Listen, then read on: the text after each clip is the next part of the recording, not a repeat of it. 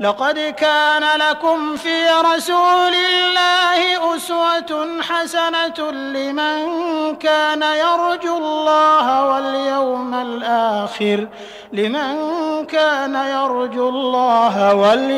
الآخر وذكر الله كثيرا۔ کل کے درس میں ہم نے پڑھا تھا نبی کریم صلی اللہ علیہ وسلم کی پیدائش 9 ربیع الاول پیر کے دن مکہ میں ہوئی۔ انگریزی تاریخ کے مطابق 22 اپریل 571 عیسوی کو آفتاب نبوت مکہ میں طلوع ہوتا ہے۔ آمنہ کے بطن سے محمد رسول اللہ صلی اللہ علیہ وسلم پیدا ہوتے ہیں۔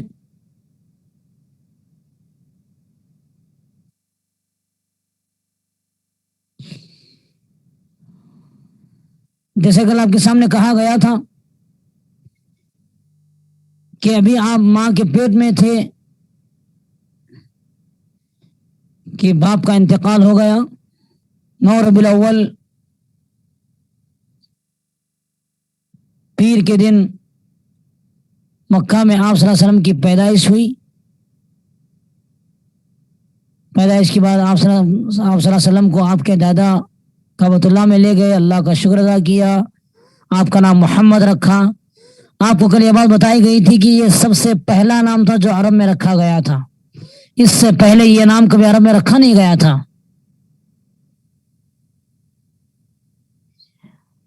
اس کے بعد آپ کو عرب کے کلچر کی ایک بات یہ بتائی گئی تھی کہ عرب کے لوگ اپنے بچوں کو صحت مند رکھنے کے لیے، کمزوری اور بیماری سے دور رکھنے کے لیے دیہاتوں کو بھیجا کرتے تھے تاکہ دیہات میں رہ کر بچے پرورش پائیں اور صحت مند بنے اور ان کے زبان میں نکھار آئے۔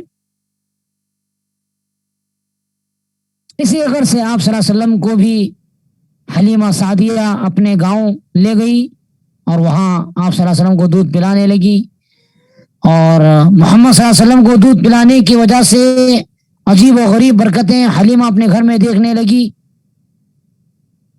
4 سال کی عمر میں ایک حادثہ پیش آیا جس کو ہم شق صدر کہتے ہیں۔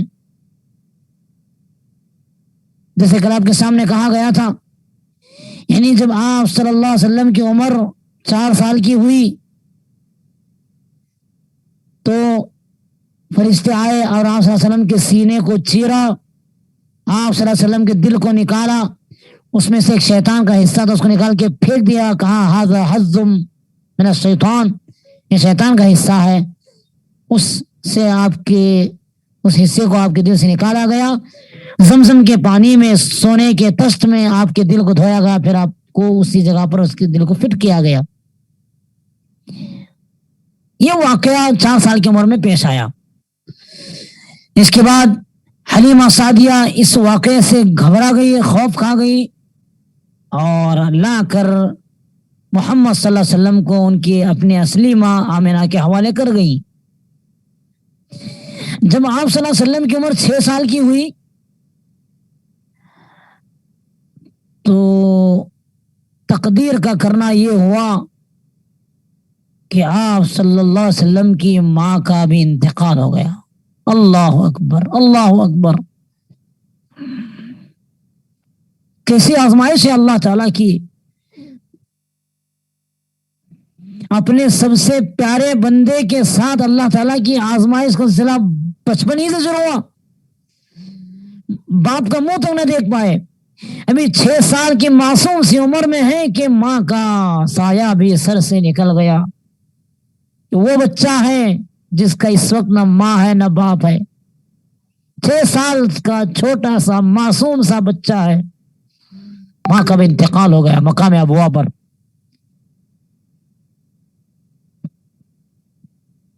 دیکھ رہے ہو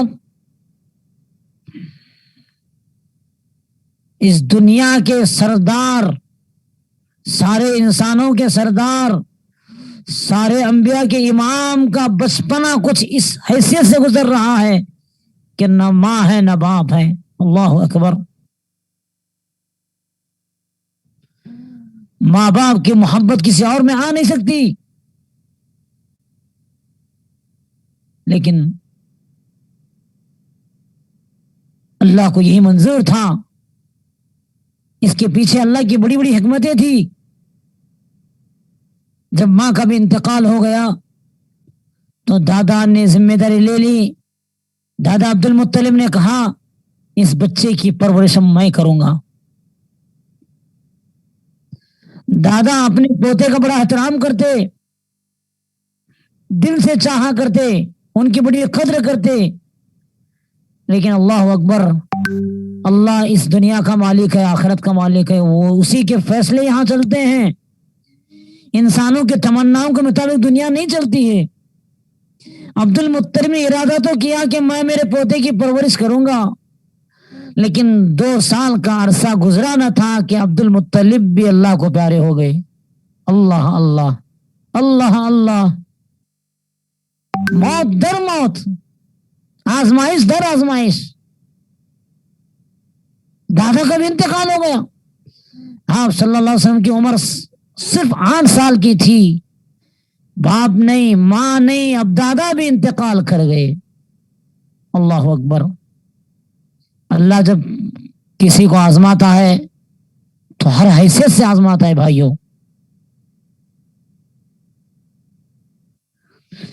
جب دادا کا انتقال ہوا تو اللہ تعالیٰ کو تو یہ منظور تھا کہ یہ بچہ پلے گا، بڑھے گا اور آگے چل کے نبی بنے گا، پالنا ہی ہے اس کو۔ اللہ جب کسی کے ساتھ بھلائی کا ارادہ کرتا ہے نا، اس کو آزمائشات میں گھیر دیتا ہے بھائیوں۔ حدیث میں آتا ہے من یرد اللہ بہ خیرا یصب منہ، اللہ جس بندے اس کو مصیبتوں میں گرفتار کر دیتا ہے۔ عجیب و غریب حدیث، سبحان اللہ۔ گرچہ ہمارے عقل اس کو تسلیم نہ کرے، لیکن نبی کی حدیث کو ماننا پڑے گا۔ نبی صلی اللہ علیہ وسلم نے کہا اللہ جس بندے کے ساتھ بھلائی کرنا چاہتا ہے، اللہ جس بندے کے ساتھ خیر کا ارادہ کرنا چاہتا ہے، اس کو اللہ تعالیٰ پہلے مصیبتوں میں گھیر دیتا ہے۔ آزمائشات اس کو ہر جانب سے آتی ہیں۔ یہ دیکھیے اللہ اپنے سب سے پیارے بندے کو کیسے آزما رہا ہے۔ 8 سال کی عمر ہوئی تو دادا کا بھی انتقال ہو گیا۔ جیسے ہی دادا کا انتقال ہوا، چچا تھے آپ کے ابو طالب جن کا نام تھا، ابو طالب جن کا نام تھا، ابو طالب نے ٹھان لیا کہ میرے بھتیجے کی پرورش میں کروں گا۔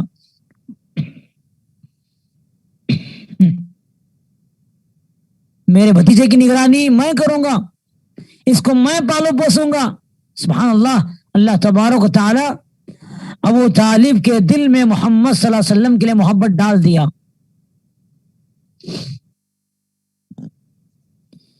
ابو طالب اپنے بچوں سے بڑھ کے اپنے نبی سے محبت، اپنے بھتیجے سے محبت کر رہے تھے، بڑی قدر کرتے تھے۔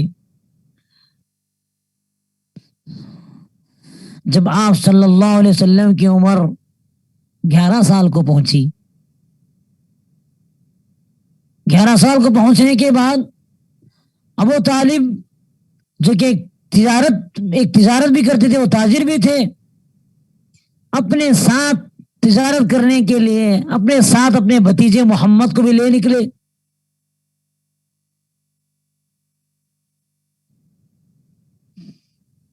ملک شام کی طرف لے کر نکلے۔ یہ آپ صلی اللہ علیہ وسلم کا اپنے چچا کے ساتھ پہلا سفر تھا تجارتی۔ جب مقام بصرا پر پہنچے تو وہاں قیام کیا۔ وہاں انہیں ایک راہب ملا۔ راہب کسے کہتے ہیں؟ کرسچن کے عالم کو، عیسائی عالم کو راہب کہا جاتا ہے، جس کا نام بحیرہ تھا۔ بحیرہ راہب ملا، اس نے غور سے نبی کریم صلی اللہ علیہ وسلم کو دیکھا، جو چھوٹے سے بچے تھے، 11 سال کے بچے تھے۔ بحیرہ راہب نے کہا اے ابو طالب، میرا مشورہ ہے کہ آپ اس بچے کو آگے نہ لے جائیں، شام کو نہ لے جائیں، مجھے خطرہ ہے، یہودی اس بچے کو مار ڈالیں گے۔ ابو طالب حیران، ابو طالب پریشان۔ ابو طالب کی پریشانی دیکھ کر بحیرہ راہب نے کہا میں اس بچے میں نبوت کی نشانیاں دیکھ رہا ہوں، یہ بچہ آگے چل کے پیغمبر بنایا جانے والا ہے، نبی بنایا جانے والا ہے۔ سوال یہ ہے کیسے پہچانا بحیر راہب نے؟ ایسی کون سی علامت دیکھی جس کی وجہ سے اس نے پیشن گوئی کیا کہ یہ بچہ آگے چل کے نبی ہونے والا ہے؟ کہتے ہیں کہ وہ بحیرہ راہب انجیل کا عالم تھا۔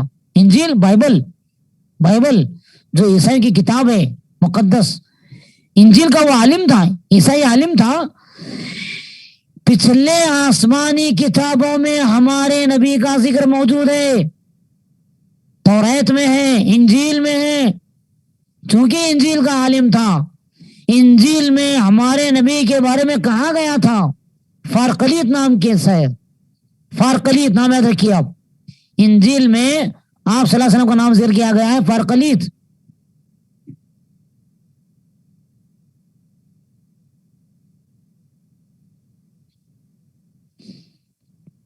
اس نے کہا کہ میں اس بچے میں نبوت کی نشانیاں دیکھ رہا ہوں۔ کہا جاتا ہے کہ اس نے دیکھا راہب نے کہ آپ صلی اللہ علیہ وسلم کے کندھے پر، کندھے کی ہڈی کے نیچے ایک نشانی تھی، ایک ابھرا ہوا گوشت کا ٹکڑا تھا جو مہر نبوت تھی، جو نبوت کی نشانی تھی۔ اس نے اس چیز کو بھی دیکھا تھا اور نصیحت کیا ابو طالب کو، ابو طالب میرا مشورہ ہے کہ آئندہ سے اس بچے کو وہاں نہ لے جائیں، یہودیوں کو معلوم ہوگا تو اس بچے کو مار ڈالیں گے۔ یہاں کافی آپ کو سوالات اٹھ رہے ہوں گے۔ پہلی بات تو یہ کہ بحیرہ راہب کو کیسے معلوم پڑا کہ بچہ آگے سے نبی ہونے والا ہے؟ کہا جاتا ہے کہ وہ بڑا دور اندیش تھا۔ وہ انجیل میں نبی کریم صلی اللہ علیہ وسلم کے بارے میں کہا گیا تھا کہ آخری زمانے میں عرب میں فارقلیت کے نام سے ایک پیغمبر مبعوث ہونے والا ہے۔ انجیل میں آپ کا نام فارقلیت تھا، فارقلیت۔ ہمارے نبی صلی اللہ علیہ وسلم کی خصوصیت یہ ہے کہ پچھلی آسمانی کتابوں میں، توریت میں، انجیل میں آپ کا ذکر کیا گیا ہے، اور قرآن مجید میں بھی عیسیٰ علیہ السلام کا ذکر کیا گیا کہ عیسیٰ اپنی قوم کو ہمارے نبی کی بعثت کی خوشخبری سناتے ہیں۔ قرآن نے کہا سورہ صف میں مصدقا لما بین یدیہ من التوراۃ ومبشرا برسول یأتی من بعدہ اسمہ احمد، کہ اے بنی اسرائیل، اے میری قوم بنی اسرائیل، میں میرے سے پہلی کتاب توریت کی تصدیق کرنے والا ہوں اور میرے بعد ایک نبی آنے والا ہے، میں اس کی خوشخبری سنا رہا ہوں تم کو۔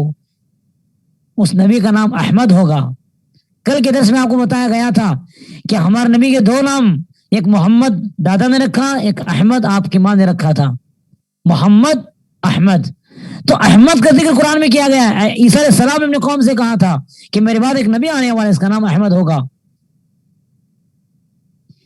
پتہ یہ چلا کہ پچھلی آسمانی کتابوں میں ہمارے نبی کا ذکر موجود ہے، تورات بھی موجود ہے، انجیل کا تو میں نے ابھی ذکر کیا آپ کے سامنے فارقلیت کے نام سے، تورات میں بھی ذکر کیا گیا۔ بخاری کی مشہور حدیث ہے، عبداللہ بن عمر بن عاص راوی ہے، جنگ یرموک کا موقع تھا، جنگ یرموک میں میدان جنگ میں مجھے کتاب ملی، توریت کا نسخہ ملا جو ٹرانسلیٹر تھا عربی میں، عبرو زبان سے وہ عربی میں اس کو ٹرانسلیٹ کیا گیا تھا۔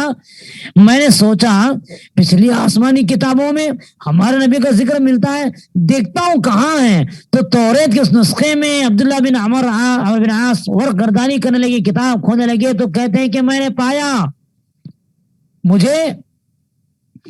مجھے تورات کے اس نسخے کا ورق مل گیا جس میں ہمارے نبی کے بارے میں کہا گیا تھا، جس کے الفاظ یہ تھے، یا ایھا النبی انا ارسلناک شاہدا ومبشرا وحرزا للأمیین انت عبدی ورسولی سمیتک المتوکل لیس بفظ ولا غلیظ ولا صخاب فی الاسواق ولا يرفع سیئة السیئة ولكن يعفو ويصفح ولن اقبضه حتى اقیم به الملة العوجاء فافتح به اعینا عمیا وآذانا صما وقلوبا غلفا۔ یہ پورے الفاظ تورات کے تھے، یہ پورے نبی کریم صلی اللہ علیہ وسلم کی صفات تھی جو تورات میں بیان کی گئی تھی۔ اس کا خلاصہ یہ ہے، تورات میں کہا گیا تھا اے نبی ہم آپ کو شاہد بنا کر، خوشخبری سنانے والا بنا کر بھیجنے والے ہیں، آپ ہمارے بندے، آپ میرے بندے اور میرے رسول ہیں، میں نے تمہارا نام متوکل رکھا ہے، یعنی بھروسہ کرنے والا۔ آپ نہ ترسرو ہیں، نہ نفرت کرنے والے ہیں، نہ بازار میں شور شرابہ کرنے والے ہیں، اور یہ ایسا نبی ہے جو برائی کا بدلہ برائی سے نہیں دیتا ہے، وہ معاف کرتا ہے،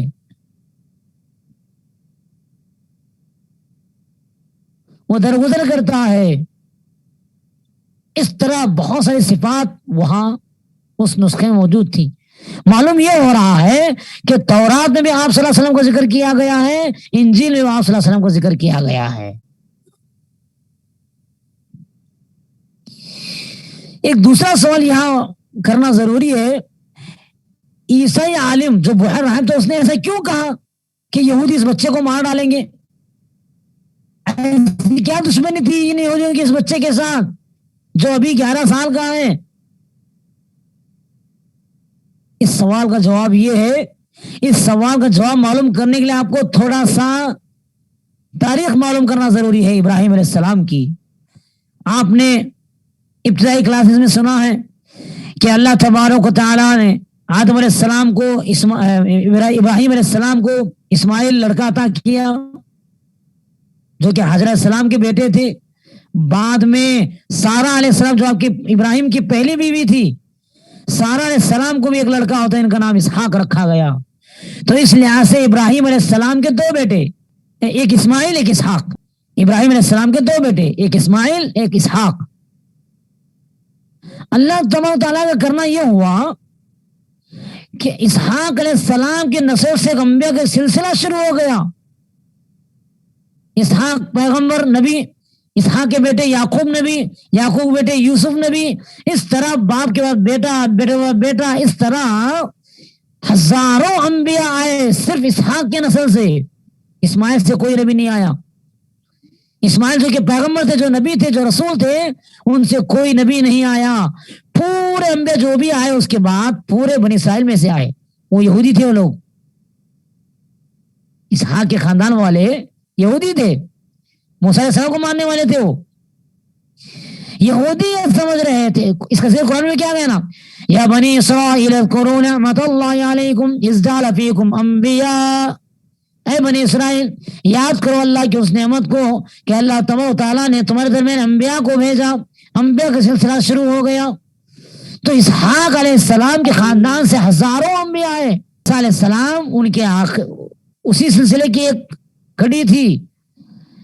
عیسیٰ کے بعد آخری پیغمبر کو آنا تھا، محمد رسول اللہ صلی اللہ علیہ وسلم کو۔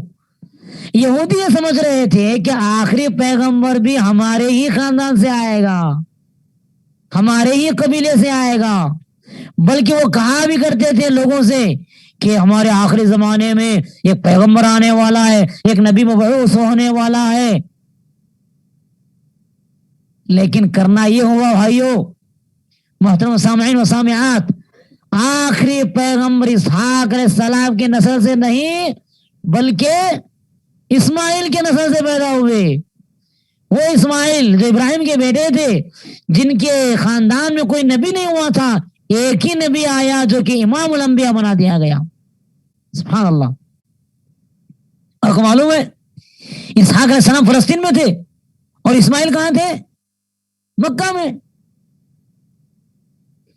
تو جتنے پیغمبر آئے سب فلسطین میں تھے، لیکن اسماعیل چونکہ مکہ میں زندگی گزارے، مکہ ہی میں ان کی وفات ہوئی، اس لیے وہ ان کے خاندان مکہ کے ارد گرد ہی بسا ہوا تھا، کوئی نبی نہیں آیا تھا۔ آخری پیغمبر کہاں سے آئے؟ اسماعیل کے خاندان سے آئے۔ یہودیوں کو جب معلوم پڑا کہ آخری پیغمبر ہمارے خاندان کا نہیں ہے تو کیا کرنا شروع کیے؟ نبی کریم صلی اللہ علیہ وسلم سے حسد کرنا شروع کی۔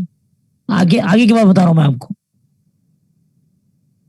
اگر اسی لیے بحیر راہب نے ابو طالب سے کہا کہ آگے مت لے جائیے، اگر یہودی کو معلوم ہو جائے کہ یہ بچہ آگے چل کے نبی ہونے والا ہے تو مار ڈالیں گے اس بچے کو۔ اس لیے ابو طالب گھبرا کر وہیں سے واپس نبی کریم صلی اللہ علیہ وسلم کو بھیج دیا. 11 سال کی عمر تھی بس. چونکہ آپ صلی اللہ علیہ وسلم 11 سال کی عمر کو پہنچ چکے تھے, اتنی آپ کی عمر ہو چکی تھی کہ آپ بکریاں چرا سکے.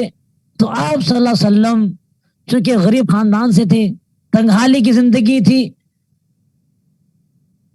تو آپ صلی اللہ علیہ وسلم بکریاں چرانے کا ارادہ کیا. مکہ کے بعض لوگوں کی بکریاں اجرت پر چرانے لگی. ہمارے نبی محمد صلی اللہ علیہ وسلم نے بکریاں چرایا 11 سال کے بعد بچپنے میں. بلکہ نبی کریم صلی اللہ علیہ وسلم نے یہ تک کہا میں اکیلا نہیں, میرے سے پہلے جو بھی نبی آیا ہے اس نے بکریاں چرایا ہے.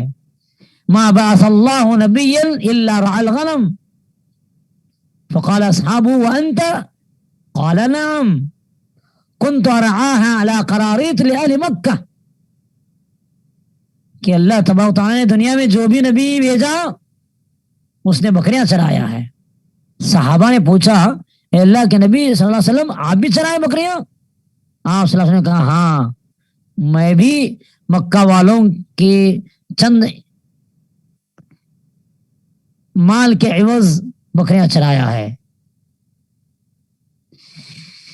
یہاں ایک سوال ہے, جیسے آپ کو پوسٹر میں یہ اعلان کیا گیا تھا کہ ہم نبی کریم صلی اللہ علیہ وسلم کی سیرت کو حکمتوں کے ساتھ پڑھیں گے تاکہ دل مطمئن ہو جائے, عمل کرنے میں شوق پیدا ہو. کیا حکمت ہو سکتی ہے؟ کیوں دنیا کا ہر نبی بکریاں چرایا؟ کیوں ہمارے نبی محمد صلی اللہ علیہ وسلم کو بکریاں چرانے حکم دیا گیا اور بلکہ آپ کو بکریاں چرانے کا موقع ملا؟ حکمت بیان کرتے ہوئے اہل علم بیان کرتے ہیں بکریاں چرانا کتنا مشکل کام ہے اسی کو معلوم ہے جو بکریاں چراتا ہے. جو بکریوں کو جانتا ہے اچھی طرح, وہ کیسے چرتے ہیں, کہاں جاتے ہیں, کب کب آتے ہیں, کیسے بکھرتے ہیں, کیسے جمع ہوتے ہیں, ان کو پتا کیسے ڈالا جاتا ہے, پانی کہاں پلایا جاتا ہے, کب لے جایا جاتا ہے, کب ان کو واپس لایا جاتا ہے. جو شخص اس کو جانتا ہے وہی حقیقت میں اس چیز کو محسوس کر سکتا ہے. سنیے بھائیو, بکریاں چرانا کوئی معمولی کام نہیں ہے, ایک مشکل کام ہے یہ. بکریاں الگ الگ طرح کی ہوتی ہیں, ان بکریوں کو لے جانا پڑتا ہے گھر سے جنگل کو, ایک جنگل سے دوسرے جنگل کو. ان بکریوں کو مساوقات درخت سے پتا گرا کر کھلانا پڑتا ہے, پانی پیاس لگی تو پلانا پڑتا ہے کنووں میں جا کر, جہاں پانی ہوتا ہے وہاں بکریوں کو لے جانا پڑتا ہے. بکریاں کسی دوسروں کھیت میں چلی جاتی ہیں, ان کو لانا پڑتا ہے. بکریاں بکھیر جاتی ہیں, کبھی ان کو جمانا پڑتا ہے.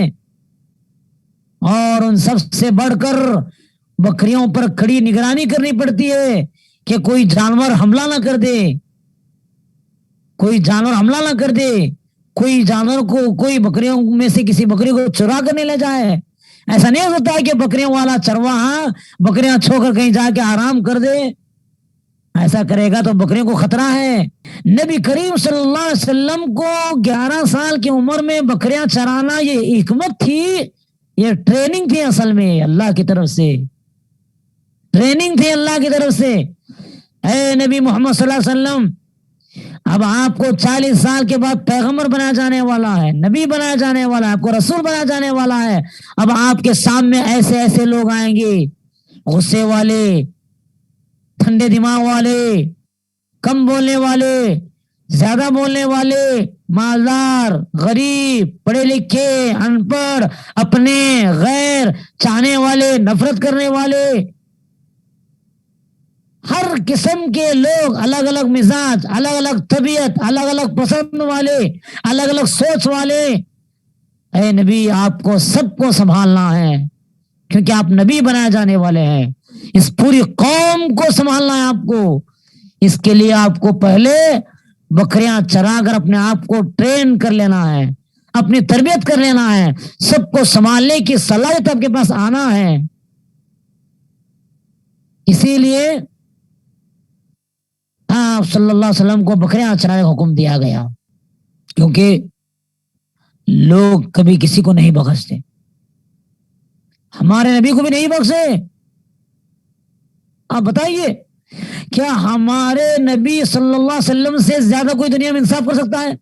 لیکن اتنے انصاف والے نبی کو بھی ایسا آتا ہے, آپ صلی اللہ علیہ وسلم مال تقسیم کر رہے تھے، کہتا یا محمد اعدل فإنک لا تعدل. اللہ اکبر، اللہ اکبر. اللہ کے نبی صلی اللہ علیہ وسلم مال تقسیم کر رہے تھے، شخص آتا ہے کہتا ہے کہ محمد اب انصاف سے کام کیجیے، آپ انصاف نہیں کر رہے ہیں. اللہ اکبر. سن رہے ہیں آپ کتنا بڑا الزام لگا رہا ہے یہ نبی پہ. اللہ کے نبی نے سنا، کہا علم اعدل فمن یعدل. اے سائل تو بتا مجھے، میں اگر انصاف نہ کروں دنیا میں تو کون ہے جو انصاف کر سکتا ہے. اس کے بعد نبی نے کہا لقد اوذی موسیٰ اکثر منی، کہ موسیٰ علیہ السلام کو میرے سے زیادہ دین کے راستے میں تکلیف دی گئی ہے. دل ٹوٹے گا نہیں؟ بتائیے آپ مجھے. انصاف کرنے والے شخص کو کہا جائے کہ ہم انصاف نہیں کر رہے ہیں، کوئی بڑی محفل میں کہتا ہے. اس لیے نبی کریم صلی اللہ علیہ وسلم کو پہلے ہی سے ٹرین کیا گیا. عجیب عجیب طرح کے لوگ، طرح طرح کے لوگ آپ کے پاس آئیں گے، سب کو آپ کو سنبھالنا ہے، صبر کرنے کی طاقت پیدا کرنا ہے.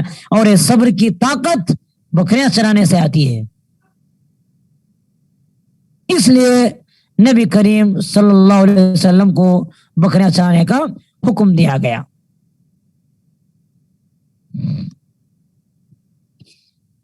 پھر آپ عنفان شباب میں داخل ہوئے. 11 سال سے آپ کی عمر زیادہ ہو گئی. آپ کے دل میں ایک خیال آیا کہ کیوں نہ میں بھی تجارت شروع کروں. تو آپ صلی اللہ علیہ وسلم تجارت کرنے کا ارادہ کرتے ہیں. کب؟ اس وقت جب آپ جوانی میں داخل ہو رہے تھے. جب جوانی میں آپ داخل ہوئے تو تجارت کرنے کا ارادہ کیا. تو آپ صلی اللہ علیہ وسلم ملک شام کا دوسرا سفر کیے. پہلا سفر تو انکمپلیٹ تھا، ناقص تھا، آپ نکلے تھے، آپ کو واپس بھیج دیا گیا تھا. جب آپ جوانی میں داخل ہوئے، عنفان شباب میں پہنچے، تو تجارت کرنے کی غرض سے ملک شام کا سفر کیا. مکہ والوں کا مال لے کر جاتے، بیچ کر آتے. بہت سچے، بڑے امانت دار، بڑے بااخلاق، زبان کے پکے، تجارت کرتے مگر سچائی کے ساتھ. اکثر ہوتا یہ ہے تجارت کرنے والے جھوٹ بڑا زیادہ بولتے ہیں، اور وہ کہتے میں جھوٹ نہیں بولے تو نہیں چلے گا. غلط بات ہے، غلط بات ہے. ہمارے نبی محمد صلی اللہ علیہ وسلم ہمارے لیے سب سے بڑے آئیڈیل ہیں. ہمارے نبی صلی اللہ علیہ وسلم ہمارے لیے سب سے بڑا نمونہ ہے کہ آپ صلی اللہ علیہ وسلم تجارت کیے تو سچی تجارت کیے. اس طرح مکہ میں آپ صلی اللہ علیہ وسلم کا نام روشن ہو گیا. مکہ کے ہر مالدار، ہر تاجر کے درمیان ایک نوجوان کا نام بار بار آ رہا تھا کہ محمد نام کا ایک شخص ہے، ایک نوجوان ہے، بڑا سچا ہے، بڑا امانت دار ہے. وہ تجارت بھی کرتا ہے تو سچائی کے ساتھ، امانت داری کے ساتھ، اور خوب نفع بھی کماتا ہے. اس طرح سارے مکہ میں محمد کا طوطی بولنے لگا، محمد کے چرچے ہونے لگے. یہ خبر پھیلتے پھیلتے مکہ کی ایک مالدار خاتون تھی، ایک بزنس مین خاتون تھی، ایک تاجرہ تھی، وہ جو بیوہ تھی. اس خاتون کا نام تھا خدیجہ رضی اللہ عنہا. خدیجہ کو خبر لگی کہ مکہ میں ایک نوجوان ہے جس کا نام محمد ہے، وہ تجارت کرتا ہے اور نفع بھی کماتا ہے، اور بڑی بات یہ ہے کہ سچ کے ساتھ، حق کے ساتھ، امانت داری کے ساتھ، جھوٹ نہیں بولتا ہے، دھوکہ نہیں دیتا ہے. یہ خبر خدیجہ رضی اللہ عنہا کو پہنچی. خدیجہ رضی اللہ عنہا کے دل میں یہ خیال آیا کیوں نہ میں اس نوجوان کو بلاؤں اور میرا مال تجارت اس کے حوالے کروں اور اس کا نفع بھی اس کو دوں گی میں. اس ارادے سے خدیجہ رضی اللہ عنہا محمد کو بلاتی ہیں. جب دونوں کے درمیان کوئی رشتہ نہیں تھا، وہ ایک تاجرہ تھی، آپ صلی اللہ علیہ وسلم تجارت کرنے والے ایک نوجوان تھے. خدیجہ نے آپ صلی اللہ علیہ وسلم کو ایک آفر رکھا کہ آپ میرا مال لے کر جائیے اے محمد، میں اس کے ذریعے آپ کو نفع دوں گی اس مال کا. تو آپ صلی اللہ علیہ وسلم کے پاس کوئی زیادہ آپ آپ کا معمول یہ تھا کہ آپ لوگوں کا مال لے کر جاتے, بیچ کر آتے, اور اس کا فائدہ جو ملتا وہ آپ لے لیتے تھے. تو آپ صلی اللہ علیہ وسلم نے خدیجہ کے اس آفر کو قبول کیا, اس شرط کو منظور کر لیا, اور خدیجہ کا مال لے کر تجارت کرنے کے لیے, بیچنے کے لیے ملک شام گئے. خدیجہ جو کہ ایک مالدار خاتون تھی, آپ صلی اللہ علیہ وسلم کے ساتھ میں اپنے غلام جس کا نام میسرہ تھا اس کو بھی ساتھ بھیج دیا محمد کے کہ جاؤ تم بھی ساتھ میں رہو. وہ میسرہ جو خدیجہ کا غلام تھا وہ نبی کے ساتھ چلنے لگا, نبی کی ساری خوبیاں وہ دیکھ رہا تھا کہ آپ صلی اللہ علیہ وسلم تجارت کر بھی رہے ہیں, سچ بھی بولتے ہیں, جھوٹ نہیں بولتے, دھوکہ نہیں دیتے, امانتداری سے مال بیچتے ہیں اور نفع بھی کماتے ہیں.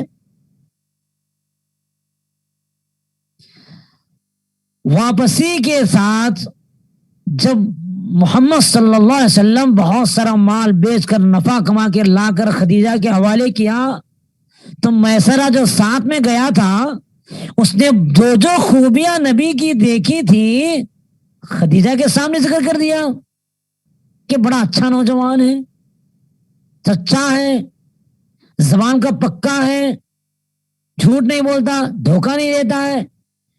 تو جو خوبیاں میسرہ نبی کریم صلی اللہ علیہ وسلم کی دیکھی تھی خدیجہ کے سامنے بیان کر دیا. میسرہ کی زبانی محمد کی خوبیاں سن کر خدیجہ کا ارادہ کچھ اور ہو گیا. خدیجہ نے سوچا کیوں میں اس نوجوان سے نکاح نہ کر لوں تاکہ میرا بزنس میں آگے بڑھے گا, اور میں خود بھی ایک بیوہ ہوں, میرا کوئی سہارا نہیں, میرا کوئی جوڑا نہیں ہے. تو اس طرح خدیجہ کے دل میں آپ صلی اللہ علیہ وسلم سے نکاح کا ارادہ ہوا. اس وقت آپ صلی اللہ علیہ وسلم کی عمر 25 سال کی تھی اور خدیجہ کی عمر 40 سال کی تھی, تاریخ میں آتا ہے, روایات میں.